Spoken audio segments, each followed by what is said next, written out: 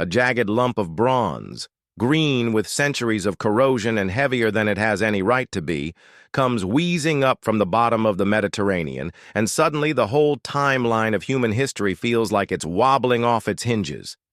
How in the world can an artifact hide gearwork as precise as anything rolling out of a Swiss watch factory today? And if a treasure this sophisticated was swallowed by the sea and forgotten, what else is still sleeping under layers of silt and seawater, waiting to rewrite everything we think we know about our species? Hold on tight, because the tale of the Antikythera Mechanism is about to catapult you through storms, shipwrecks, secret networks, and mind-bending warnings from geniuses long dead. Are you ready? Imagine the scene in Athens. Thin winter light slants across a backroom work table where Dr. Valerio Stice nudges a grotesque bronze barnacle with his fingertips. The thing looks diseased, flaking like rotten bark, yet something glints inside that crust. Tiny, razor-sharp teeth. He leans closer, heart pounding. Gears. But that can't be right, can it? Precision gearing isn't supposed to show up until medieval clockmakers, a full millennium later. Stays prizes the lump apart, and the room fills with gasps. The bronze breaks open like overripe fruit, spilling 82 fragments across the tabletop. One gear is a full 13 centimeters wide, studded with exactly 233 immaculate teeth. Others are no bigger than coins, their tips barely a millimeter long, each cut so clean you'd swear they were machined yesterday. Ancient Greek letters streak the metal. Ray of the sun. A shout-out to Aphrodite, references to forgotten Egyptian months. They look hurried, almost panicked, as though some desperate craftsman was racing to preserve knowledge before the world went dark. Scholars crowd closer, silent and stunned. If these gears are genuine, and every measurement says they are, history has been telling the wrong story. But where did this impossible machine come from? Cue a flashback to a merchant vessel battling monstrous waves off the island of Antikythera. The wind shrieks, sails rip, and seawater roars across the deck like an angry god. Below, the hold is crammed with marvels. Towering bronze statues, marble heroes chiseled in Asia Minor, delicate Egyptian glassware that glimmers like trapped moonlight, and, wrapped in cloth and shoved behind amphorae, a mysterious bronze device no sailor on board understands. The storm doesn't care. A sickening crack, a plunge, and the ship disappears, taking at least 4 souls and all that treasure down to a seabed notorious for pirates and wrecks. Fast forward to a team of sponge divers from Simi who brave 40-meter depths to scrape out a living. Diver Elias Lycopantis surfaces wild-eyed, babbling about rows of dead bodies lying on the ocean floor. Captain Demetrius Kondos thinks nitrogen narcosis has scrambled his friend's brain. Yet when he plunges down himself, he surfaces clutching a bronze arm ripped from a statue. Statues, not corpses, litter the seabed. The Greek government dispatches archaeologists, kicking off the planet's first true underwater dig. What they haul up is bizarre. Coins, sculptures from all over the Mediterranean, luxury glass fit for a queen, and, yes, that rusted mechanical enigma. This isn't random cargo, it's a curated collection of high art and high science, maybe assembled by scholars crisscrossing continents in search of brilliance. Could the sunken hall be a floating museum bound for some Roman aristocrat eager to flaunt the universe itself in his villa courtyard? Back in the lab, X-ray machines peel away the corrosion like a time machine scanner. Hidden layers of gearing emerge, 69 wheels interlocked in a dizzying epicyclic dance, every tooth perfectly sized to drive the next. On the front dial, 2 concentric rings snap into focus. The inner one slices the zodiac into 12 sleek segments of 30 subdivisions each, tracking the sun's journey across the heavens. The outer ring works with the ancient Egyptian calendar and even corrects for its slow drift. How did anyone figure that out so long ago? Flip the device over and the revelations keep coming. A lunar indicator, a half-white, half-black marble ball, that pirouettes to display the moon's exact phase on any date you choose, gearing that mimics the moon's quirky speed-up, slow-down orbit, calculations Renaissance astronomers would sweat over centuries later. 5 more dials lace the backplate, harnessing the Saros cycle to forecast eclipses years in advance. A crank turns, and solar darkness is foretold. Another scale marks the timing of the Olympic Games, sports encoded in the dance of the cosmos. Minuscule Greek characters, maybe 15,000 of them, etch instructions into every spare surface. Only a fraction have been read so far, yet they describe operating the device like a bronze-bound textbook. Crafting something this elegant would have devoured thousands of hours from teams of master metalworkers and mathematicians. Could one of those teams have included disciples of Archimedes himself? Cicero once bragged about Archimedean machines that mapped the heavens and predicted eclipses. Were those stories literal? The mechanism's math drips with Archimedes-level ingenuity, its gearing ratios echoing his theories. Some inscriptions reference Corinthian months, others hint at Epirus, while Rhodes, home of Hipparchus, father of trigonometric astronomy, lies smack in the middle of the trade routes. Maybe the device was assembled by a cross-Mediterranean brain trust drawing on Babylonian lunar cycles, Egyptian calendars, and Syrian metalwork techniques, then packed off to Rome as the ultimate trophy of conquered Greek intellect. Evidence suggests it was calibrated to start ticking on a winter solstice, such cosmic symbolism. Amphora stamps and coin styles placed the fatal voyage in the era when Rome was frenziedly plundering Greek culture. Think about it. If this machine sank en route, how many others sailed through storms unscathed and ended up hidden in Roman libraries that later went up in flames? The mind reels. And here comes the darker twist.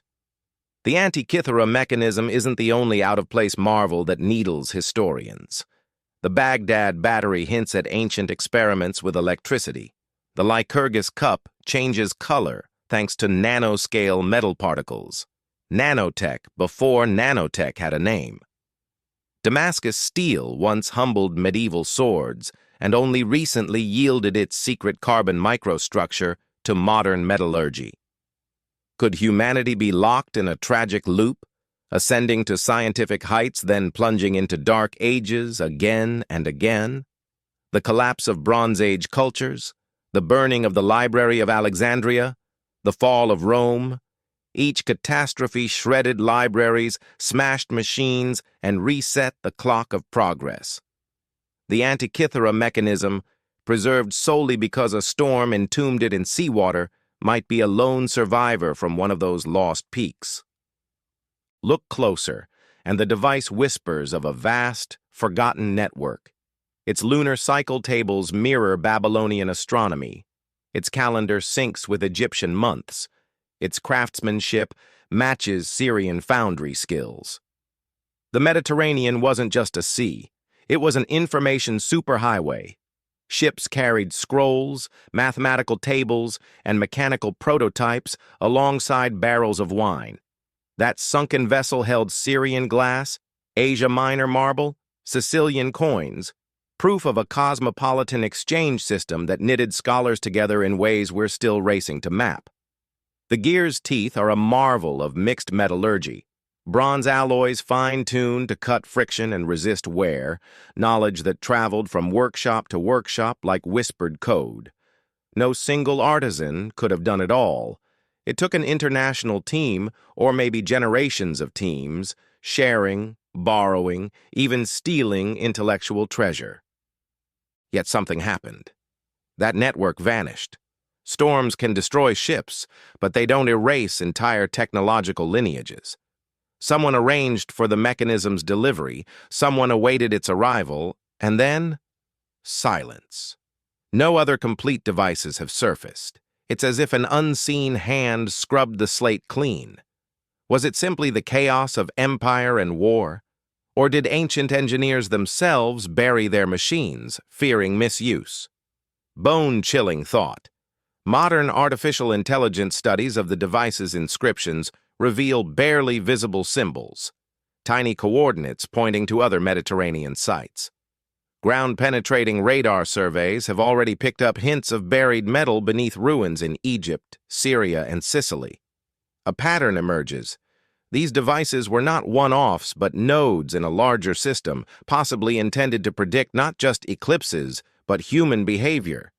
Imagine priests' engineers tweaking festival calendars, crop schedules, even political events by cranking cosmic gears.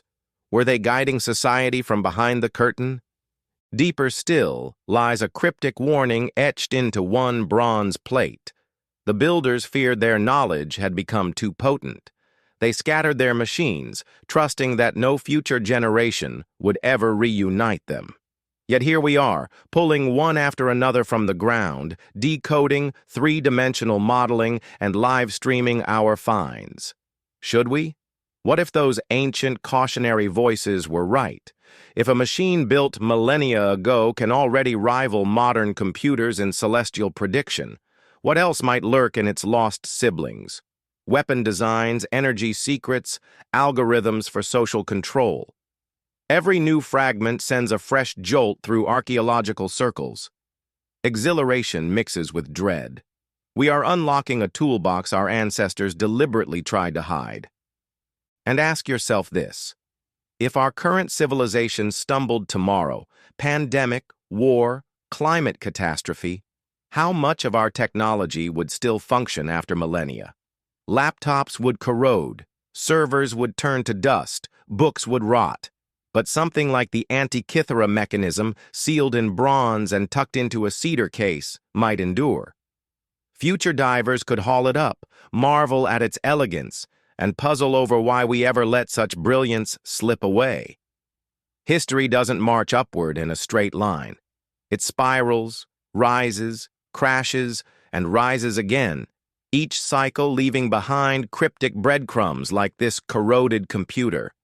So here we stand, staring at interlocking gears that whispered eclipse dates to philosophers who'd been dead for ages when Galileo first pointed a telescope at the sky.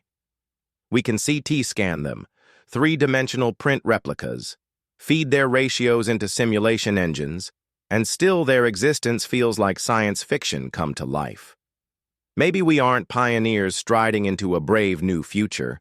Maybe we're relearning forgotten truths, retracing paths blazed by civilizations whose names have blown away like sand. The Antikythera Mechanism dares us to question everything. Who really charted the heavens first? How many times has humanity climbed this mountain of knowledge only to tumble back down? And most unnerving of all, what jaw-dropping marvels are still buried out there, silently waiting for the day the sea gives them up? When you next glance at your smartwatch flashing the date of the next solar eclipse, spare a thought for the unknown artisans who carved 1-millimeter gear teeth by hand, hammered bronze alloys with chemistry we're still decoding, and etched tiny letters urging future readers to tread carefully. They tried to warn us that knowledge can be as dangerous as it is dazzling. Are we ready to listen? Or are we racing toward discoveries that could, once again, tip civilization into chaos? The rusted hulk on that work table is more than an archaeological curiosity. It's a time bomb of brilliance ticking away until someone, maybe you, deciphers its final secret. So what will we do with the keys to the ancient universe now clinking in our palms? History is watching, and perhaps from some forgotten depth, it's holding its breath.